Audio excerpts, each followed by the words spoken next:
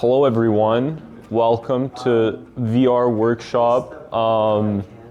Today we're just going to explore the basics, nothing scary, I'll tell you that. Today we're going to go over who I am, because why should you listen to me? I'm just another person. Maybe I can persuade you to listen to me. What is virtual reality? How is virtual reality being used? So that's like here, Edmonton, or around the world. Getting started in virtual reality, questions, and then we'll do a workshop. Before I get started, has anyone played in VR? Now, has any of you developed in VR? Okay, all right. Of course you have. Yeah. So, who am I? Why should you listen to me? I graduated from McEwen in 2025, exactly a year ago. I've published 2 papers around VR. One was published last June, and one will be published this June, both on the same project I did during my capstone in my final semester. My capstone project was focused on the simulation of optics. So in physics, there's a ray, law of reflection, refraction. It's things you learn in high school, maybe junior high, I don't remember, but that was my whole thing. And I also founded the club. Last winter sem, I kicked everything back up. I picked a lot of people to be my executives, including Ryan, and now it has grown to a size that I wouldn't think it would have ever, but that's good. Some explanations in the photos. This is the original logo, quite fond of it, I like it a lot. That's me a year ago doing my capstone presentation in a suit. Really funny to stand in front of people and wear a VR headset. I'm gonna do it again. That's me at the GameCon Canada. We have one of these coming up. So if you got games, be on the lookout for an application form to showcase your game or anything art. I think they're even trying to get other faculties in on this, so do this. And that's my coding partner, my dog. It's very hard to see, but he's my favorite. Yeah. What am I doing right now? So I work for a VR company that makes escape rooms and is currently making their first at-home game. The company's called VR Cave. They're located on Jasper, where most tech companies are here.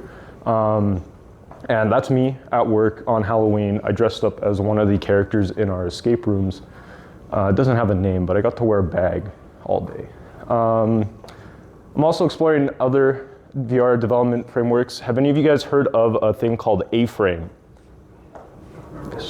So A-Frame is a web-based VR framework that lets you take JavaScript code and integrate it with A-Frame, and then you can make VR-supported stuff on the web.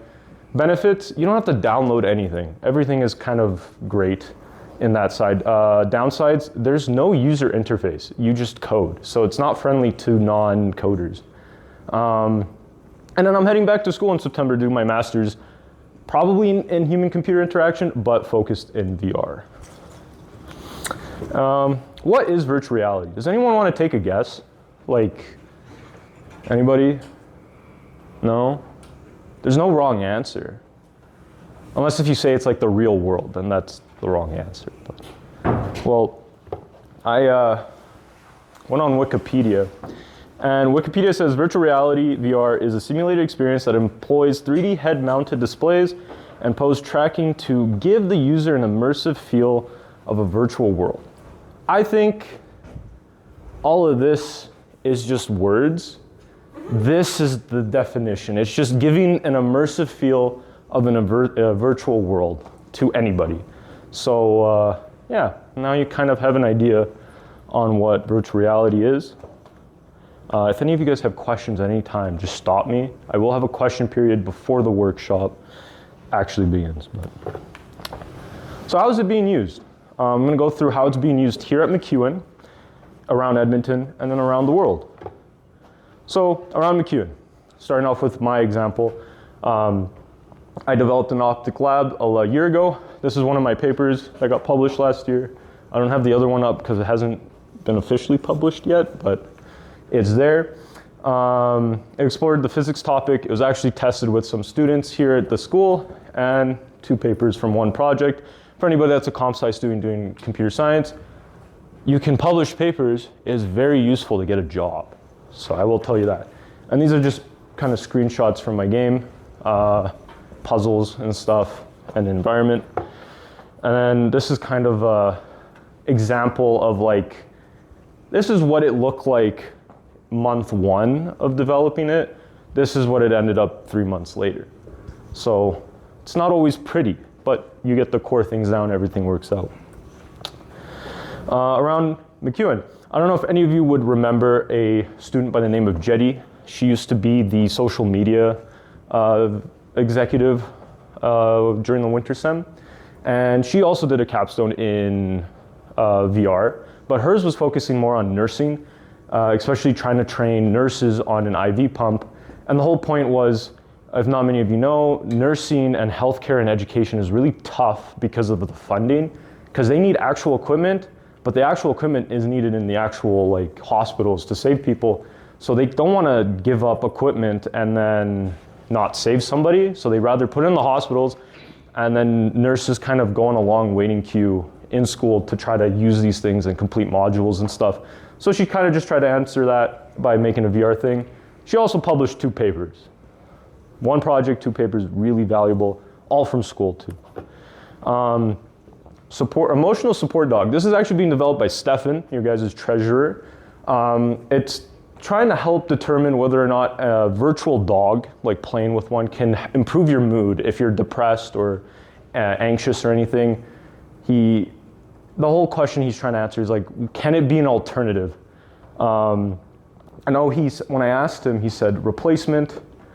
That's a long stretch. Unless if all dogs just disappeared, then it would be a good replacement, but I think the real thing will stay. But it could be a good supplement for people who can't afford to take care of one or just isn't in a position to have a dog. Another one by Ryan himself. The big man is doing his own VR project with a professor in a comp sci room. And basically all it is to teach you about the anatomy. Yeah, you're here. Yeah. You wanna give any words? Oh, okay. My whole sort of application business, also my capstone, is just a way to, it's essentially called ana-orthopedic VR. So essentially what it is, it's essentially a virtual reality of just like a human anatomy visualization tool. So what you can do is that within the virtual or the augmented space, you're able to look at human anatomy. So you can take a look at the different layers, the different parts, and you can actually read about information. And it's all about being experimented to see if it could be a useful supplement to traditional, like compared to traditional 2D textbooks or cadaver labs, just because they are highly costly, they're highly inexpensive, and they're just not that accessible in this current age. And there's also going to be 1 paper published on this in June. So. Look at that, 1 paper. You should have told me that. Congratulations. I So there's just a lot. So kind of a trend, as you can see in the projects, learning, training, kind of the things that is kind of explored here at MacEwan, mainly because you can get a paper out of it. Trying to make something out of entertainment, you kind of have to hit like a very niche topic or very specific topic that can be harder to write about. And the VR expert. So at MacEwan, we have somebody by the name of Dr. Sam Corbani. He was my capstone supervisor, he's Ryan's capstone supervisor, he's Stefan's, and he was Jetty's. He has a PhD in basically VR. His whole PhD project was replicating chem studies, but in VR, so molecules and stuff. And this is some photos he gave me. I can't exactly remember. I think it's the same thing, just a little bit different for in chem. He has multiple capstones going on this semester. He had a lot going on last time. He's very much into VR and very interested in cross-disciplinary collaboration. So even let's say you're in, I don't know, chem, and you have to do a big project or something. You could approach him, and if he has a student that's interested in doing a capstone project with him, you guys would collaborate. 2 birds with 1 stone, you probably get something cool out of it, and you might even get a paper published in computer science, and maybe even in chem. Everybody wins. So yeah, if anybody has interests in doing like a project, talk to him. He's very open. Now, around Edmonton. So there's a few things, or few companies I want to point out in Edmonton that's really stands out in VR. One is VR Cave. They make escape rooms and an at-home game called Heroes Together VR. They're the only instance I could find in Edmonton that's making VR games for entertainment. Most other companies make it for training purposes, such as KO VR, which develops training modules. So a company approaches them, says, hey, I have this module that's really boring. People sit down for like 5 hours and they fall asleep. They don't even learn anything. And then they're like, sure, we'll make a VR module out of it. And then it's a little bit more fun, more hands-on. And then Elixir. This one's very, very prominent and important to you students. They are a company that likes to connect new talent, so current students and recent graduates, to VR companies. So whether you are artistic, programming, or one of the two, and you are interested in VR, you can reach out to them when they have these cohorts where they're trying to get a bunch of students and they match them out. And benefits of this, you get work experience and you get paid. So there's like no loss into this. It is focused on VR, so if you are a programmer, they will ask you like, what VR experience do you have? If you don't have much, it's a little harder to get you placed, but it's not impossible. And for artists, they mainly look for 3D, so you would have to know 3D art. I haven't heard of people with 2D backgrounds getting in, but not impossible. Yeah. I'd like to learn. There are a couple. And yeah, the forums and stuff are open. They haven't put them up on the website, so if you want to sign up for it, you can ask me. Okay, yeah, there you go. So yeah, and it's very good, great opportunity. And from my cohort of students and recent graduates that was part of the internship program, I was able to get extended, and another guy got a full-time junior position. So it is very much an opportunity to move out of the academic world if you graduated. Of course, they're not gonna, you'll have a less likely chance of being held full-time or permanent if you have to go back to school, but it's not impossible. And then this is a video of a game, escape room, that there's probably no audio and that's okay. But this is just kind of an example of what VR entertainment. This is an escape room, so this would be location-based. Reason why I'm showing it, I helped develop parts of this. Nothing crazy, because I was near the end of development, but I did focus on making all of the hint systems, so if people get stuck, they want to request a hint. All of that was primarily programmed by me. Not all of the back-end stuff, but more of the visuals and the popping up and the how the hints should kind of appear for people. But yeah, this was a game. And I think there's one location in Edmonton that you can pay to start this, but I'm not entirely sure. And then around the world, there are multiple conferences happening. So there's IEEE VR and Immersive Learning Research Network. They are two conferences at which you can submit papers, your academic papers to, and hopefully get published.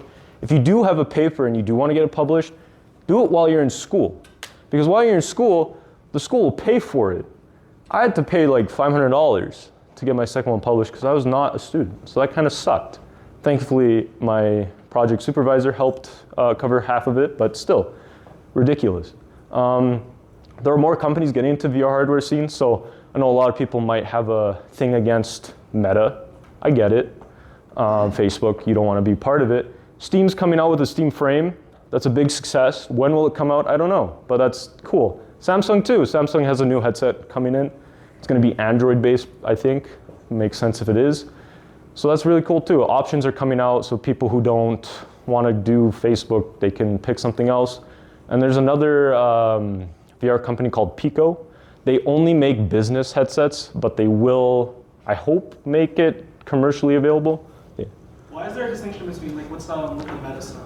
Why if we're using a bunch of meta gear here, or what's usually used in practical applications with brand?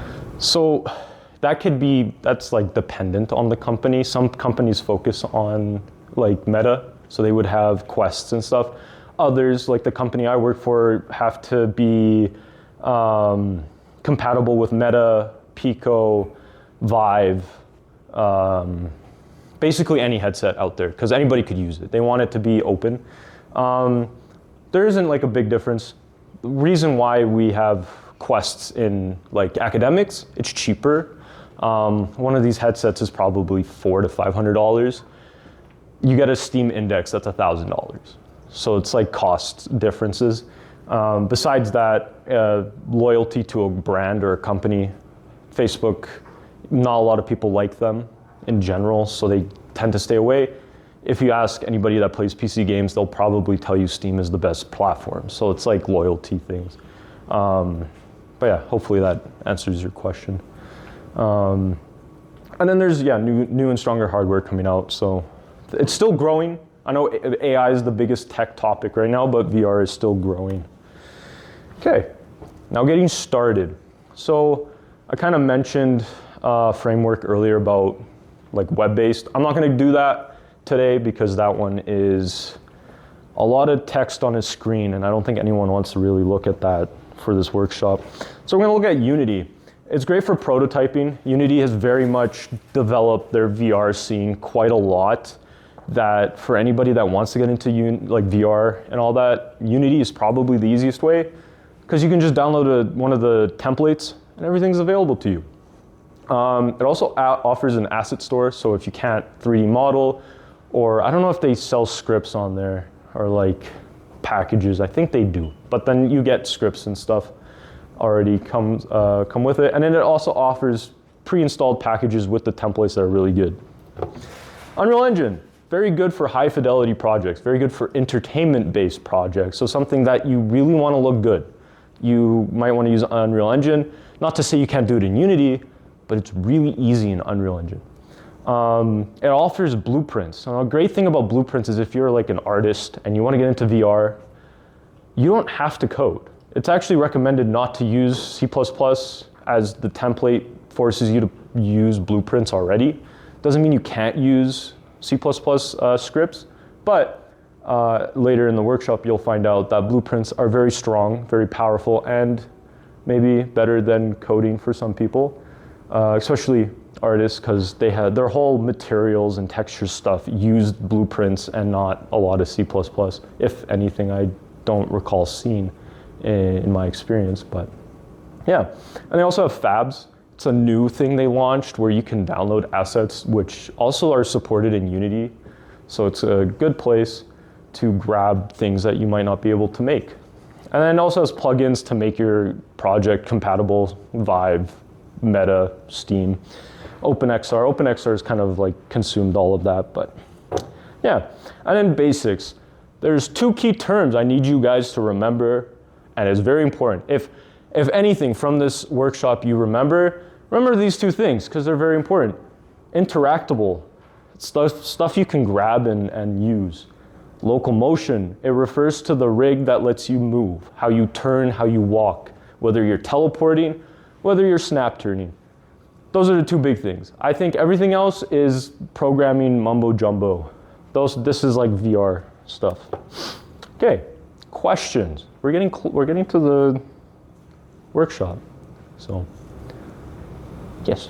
Why are like most graphics on most VR games kind of just like mediocre? So it's the hardware. That's like the baseline question. So these are Quest 3s. They're a lot stronger, so you will find better looking applications on a Quest 3S or Quest 3. But a lot of the community has this. This is a Quest 2. This has this is like a fraction of that. So they have to kind of make it available to a lot of people, right? If you're a company, you want to try to make money, or if you're trying to reach out to a larger audience, you want to be able to support people with a Quest 2, Quest 3S, Quest 3, and so on. So a lot of the reason why projects look kind of mediocre is due to the fact that you want to hit a 90 frames per second limit, because if you go below it, you kind of induce VR sickness a lot more. So that's like dizziness, nausea, and all that. So yeah, it's mainly just due with hardware. A good way to avoid it is to buy the game on like Steam. and stream it from your PC to your headset, you'll be able to run higher fidelity games. But, yeah. I would just like to add on to that, that with VR, you're rendering twice for every frame. Mm-hmm. So like when you're rendering at 90 FPS, that's actually 180 frames that you need to render. You have one for the left eye, one for the right eye. Yeah, so you're rendering. So it's just, one day there'll be strong enough hardware where you could play like Cyberpunk on a VR headset